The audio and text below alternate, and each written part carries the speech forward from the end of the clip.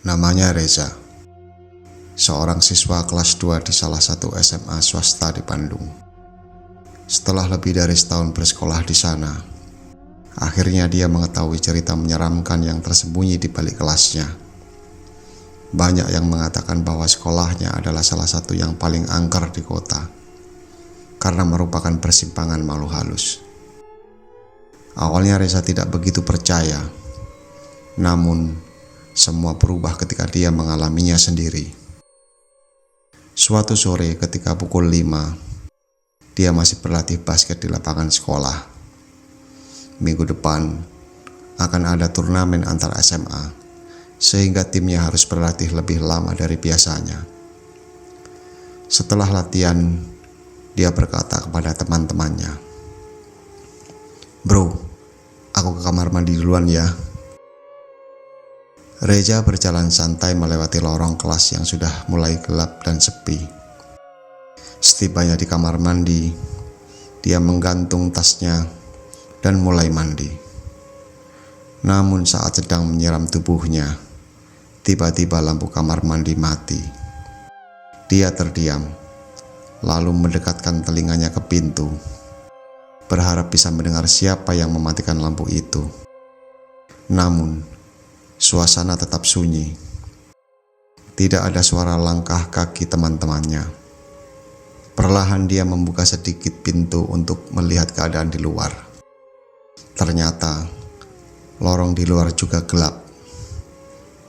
Merasa tidak nyaman, dia memutuskan untuk segera selesai dan mengenakan pakaiannya.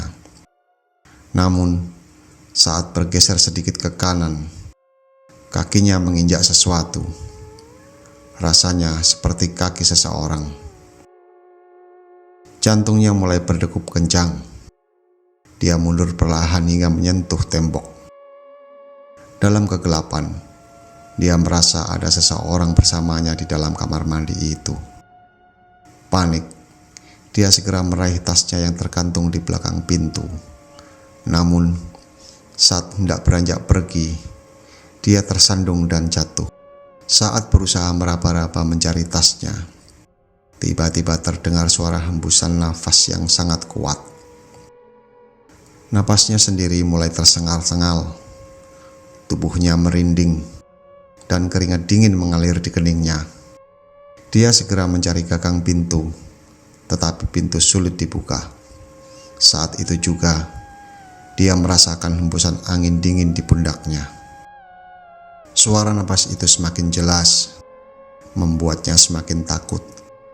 Dengan gemetar, dia memberanikan diri menoleh ke belakang. Tidak ada siapa-siapa. Namun, tubuhnya mendadak kaku. Dia ingin berteriak memanggil teman-temannya, tetapi suaranya tidak keluar. Lalu sesuatu mulai bergerak di atas kepalanya.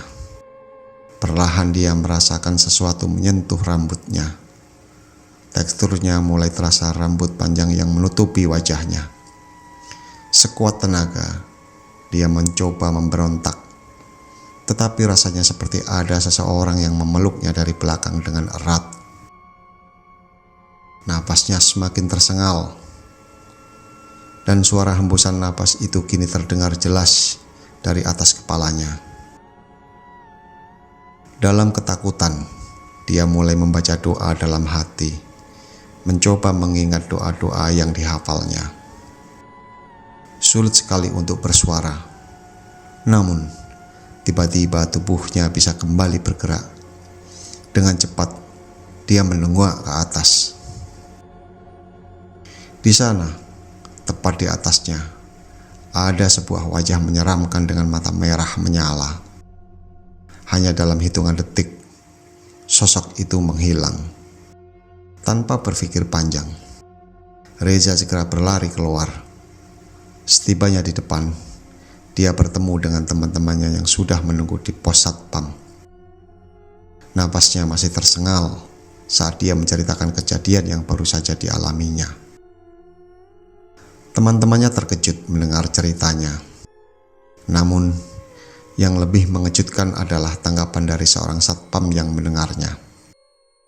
Satpam itu berkata bahwa Reza memang telah masuk ke kamar mandi itu. Konon, sejak dulu area kamar mandi tersebut memang terkenal angker. Oleh sebab itu, setiap malam lampunya selalu dimatikan agar tidak ada yang masuk ke sana.